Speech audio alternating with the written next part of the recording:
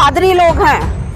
अब छत्तीसगढ़ में अगर हमको चंगाई सभा या धर्म परिवर्तन करते दिखते हैं तो हम तो सीधा बोल चुके हैं कि अगर हमें धर्मांतरण करते मिले तो रोकना और टोकना तो हमारा काम है नहीं, सिर्फ ठोकना काम है।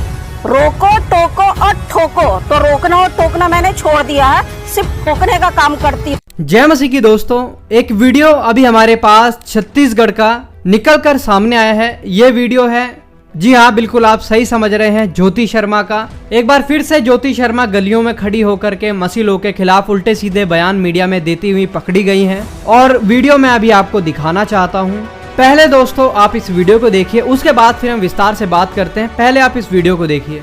ईसाई मिशनरियों का भी षड्यंत्र चल रहा है धर्मांतरण का, तो धर्मांतरण भी राष्ट्रांतरण है। बिल्कुल, धर्मांतरण में भी वहाँ अब महिलाओं को और लड़कियों को ही, जहाँ भी हम धर्मांतरण रोकने के लिए जाते हैं, जहाँ पर इन लोग चंगाई सभा करते हैं तो हिंदू ही महिला बैठे रहती हैं और 2-3 ही पुरुष वर्ग उनके होते हैं, जो फादर पादरी जो बोलते हैं वो बैठे रहते हैं। तो हम आजकल धीरे धीरे वो भी करते जा रहे हैं, लेकिन उसमें भी थोड़ा सा अभी छत्तीसगढ़ में हम धर्मांतरण मुक्त छत्तीसगढ़ का जो नारा चला के रखे हैं, हमारे सभी छत्तीसगढ़ के भाई लोग हैं जो इसमें लगे हुए हैं, तो थोड़ी कमी आई है, थोड़ी कमी 1% बोल सकती हूँ, धर्मांतरण में भी कमी आई है। क्योंकि जो पादरी लोग हैं, अब छत्तीसगढ़ में अगर हमको चंगाई सभा या धर्म परिवर्तन करते दिखते हैं तो हम तो सीधा बोल चुके हैं कि अगर हमें धर्मांतरण करते मिले तो रोकना और टोकना तो हमारा काम है नहीं, सिर्फ ठोकना काम है। रोको, टोको और ठोको, तो रोकना और टोकना मैंने छोड़ दिया है, सिर्फ ठोकने का काम करती हूँ। तो इसलिए पादरी और नन घबराते हैं, थोड़ा अब कमी कर दी है छत्तीसगढ़ में। इसके पीछे जो धर्मांतरण हो रहा है या लव जिहाद हो रहा है, कहीं ना कहीं इसके पीछे नेताओं का हाथ तो नहीं है? नहीं, इसमें मतलब अभी तक, मतलब कहने का मतलब ये है, कहने का मतलब ये अभी तक तो ऐसा हमको नहीं लगा है। नहीं, मतलब कहने का हमारा ये है कि अगर राजनेताओं में दृढ़ इच्छा शक्ति होती, भारत के लोगों के प्रति, बिल्कुल वोट बैंक की राजनीति नहीं होती, तो ये न इस्लामिक जिहादी हमारे सामने आते हैं और न ये ईसाई मिशनरी वाले। हाँ, वो इनमें इच्छा शक्ति की कमी है कि वो कानून नहीं ला रहे हैं। अगर हमारे नेता केंद्र हो या राज्य हो, अगर ये कानून आ जाता है तो लव जिहाद और धर्मांतरण दोनों बंद हो सकता है, अगर कड़ा कानून बने तो ये आपका कहना सही है कि इसमें नेताओं का कहीं ना कहीं हाथ है, मैं स्वीकार करती हूँ। इच्छा शक्ति नहीं है, इच्छा शक्ति नहीं है, पार्टियां कोई भी हो, बिल्कुल, चाहे भाजपा हो, कांग्रेस हो, उनको वोट से मतलब है। उन्हें वोट से मतलब है, भारत की जनता से नहीं, भारत की संस्कृति से मतलब नहीं। बिल्कुल सही। वीडियो में आगे बढ़ने से पहले दोस्तों मैं आपको बताना चाहता हूं, अगर आप हमारी इस वीडियो को बिहार, पटना या पटना के आसपास कहीं से भी देख रहे हैं तो आपके लिए एक बड़ी खुशखबरी है मेरे पास। 2 अगस्त सुबह 10 बजे से लेकर 2 बजे तक पटना में, बिहार में एक चंगाई सभा होने वाली है। और ये चंगाई सभा मैं आपको बता दूं, परमेश्वर के अभिषिक्त दास बिशप विजय मानोल लेने के लिए आ रहे हैं। इस चंगाई सभा में आप जरूर आएं। कैसी बीमारी परेशानी आपके जीवन में हो, आप आकर के इस चंगाई सभा में अपने लिए प्रार्थना को करवाएं। परमेश्वर आपके जीवन से उस बीमारी को, उस परेशानी को, उस समस्या को जरूर दूर करेंगे। बहुत सारे लोग पटना की चंगाई सभा में आकर के आशीषित हुए हैं, आपके पास भी मौका है, आप जरूर आएं।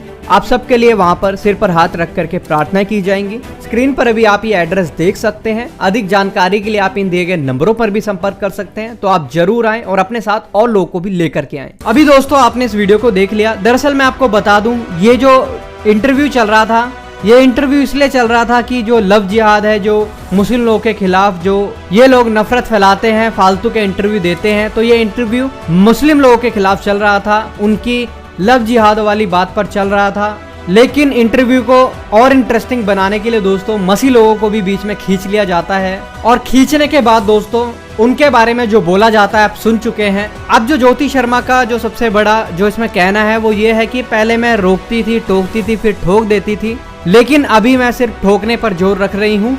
अब सिर्फ मैं ठोकती हूँ। अगर कोई मुझे धर्मांतरण कराता हुआ पकड़ा जाता है तो मैं ठोकती हूँ उनको। और इसका ऐसा बोलना भी है दोस्तों कि जो मसीह लोग हैं वो लोग अपनी सभाओं में हिंदू महिलाओं को बिठाकर रखते हैं, हिंदू महिलाएं वहां पर सबसे ज्यादा बैठी होती हैं। तो मैं इस औरत से ये बात पूछना चाहता हूं कि पंजाब में अमृतसर में गोल्डन टेम्पल है, मेरे खुद के बहुत सारे ऐसे जानकार हैं जो कि मसीह में नहीं है, जो मेरे दोस्त हैं, स्कूल के फ्रेंड हैं, वो गोल्डन टेम्पल में जाते रहते हैं। वो कोई सिख नहीं है, ना वो पंजाब से हैं, लेकिन फिर भी वहाँ पर जाते हैं, हिंदू होने के बावजूद वहाँ पर जाते हैं। और कभी भी मैंने तो नहीं सुना कि अमृतसर में गोल्डन टेम्पल में इस बात को लेकर के बवाल हो रहा हो कि हिंदू यहाँ पर क्यों आते हैं, कभी भी ऐसा नहीं सुना है। बहुत सारी बड़ी बड़ी मज़ारें हैं जहाँ पर हिंदू लोग जाते हैं, अक्सर मेरे एक मुंह बोले मामा हैं वो भी जाते हैं, लेकिन मैंने तो कभी वहाँ की कोई ऐसी वीडियो नहीं देखी है, कभी भी किसी का ऐसा बयान नहीं सुना है कि वहाँ का कोई मौलवी उठकर बोल रहा हो कि यहाँ पर हम हिंदुओं को घुसने नहीं देंगे, या फिर वहाँ पर हिंदू संगठन जाके कुछ बोल रहा हो कि यहाँ पर हिंदुओं को नहीं आना है, यहाँ पर हिंदुओं को घुसना वर्जित है। कभी भी मैंने दोस्तों ऐसा नहीं देखा है।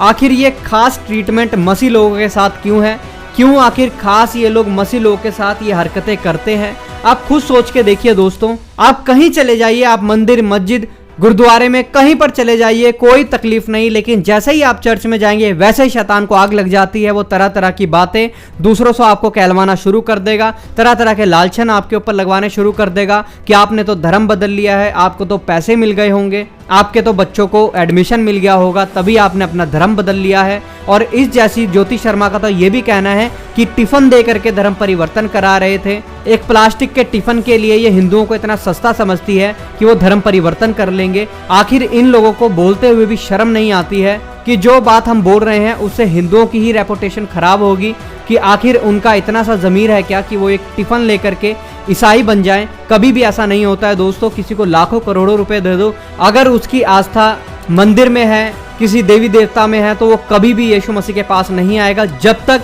यीशु मसीह अपने आप को उसके ऊपर प्रकट ना करे। पैसा देने से कुछ भी नहीं होता है। मैं खुद आपके सामने हूँ दोस्तों। जब मुझे यीशु मसीह के बारे में पहले पता लगा, मेरा एक फ्रेंड था जिसने मुझे बताया यीशु मसीह के बारे में, और उसके पापा अक्सर मसीह गानों को सुना करते थे, और मैं बड़ा चिढ़ता था उनसे कि आखिर ये मसीह गानों को क्यों सुनते हैं बैठ करके, हम तो हिंदू हैं और ये भी हिंदू हैं, हमारी कास्ट भी सेम थी। तो मैं बहुत अंदर से चिढ़ा करता था, कुड़ता था। मैं उनकी शॉप पर काम करता था कि आखिर ये लोग ईसाइयों के गाने क्यों चला करके रखते हैं। मैंने एक बार उससे पूछ लिया कि आखिर तुम क्यों चला के रखते हो, तो उसने मुझे बोला कि हम चर्च भी जाते हैं। मुझे बड़ी आग लग गई ये बात सुन करके, और मैंने साफ उसको बोल दिया सामने कि तुमने तो धर्म परिवर्तन कर लिया, अपने धर्म को छोड़ना ठीक बात नहीं होती है। क्योंकि मैं उस समय नहीं जानता था यीशु मसीह को, और मैंने उसको साफ बोला था कि तुमने पैसों के लिए धर्म परिवर्तन किया है क्या।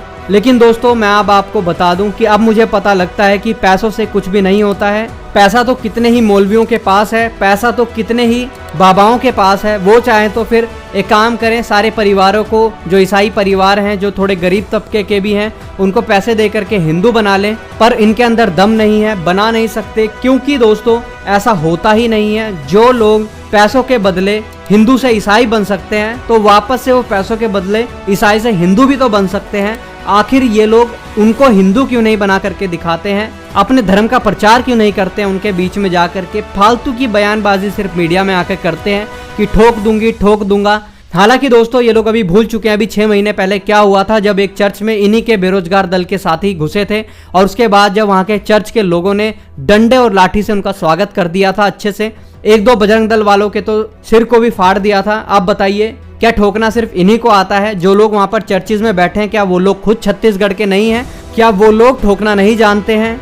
जी हाँ, बिल्कुल जानते हैं। बस मसीह को लेकर के, मसीह को देख करके शांत रहते हैं, क्योंकि हमारा परमेश्वर हमें यही शिक्षा देता है कि कोई अगर हमारे एक गाल पर मारे तो हमें दूसरा गाल उसकी तरफ फेर देना चाहिए, बुराई को भलाई से जीत लेना चाहिए। बस इसी वजह से परमेश्वर के वचनों से, परमेश्वर के प्रेम को देख करके हम लोगों से प्रेम रखते हैं। बाकी दोस्तों आप इन सब बातों के बारे में क्या सोचते हैं? ज्योति शर्मा के इस बेहुदे बयान पर क्या सोचना है आपका, जरूर कमेंट बॉक्स में अपनी राय को लिख करके बताइएगा। मिलता है फिर नए किसी और वीडियो में, तब तक के लिए सबको जय मसीह की। चैनल को जरूर सब्सक्राइब कर लें। प्रभु आपको बहुत आशीष दे।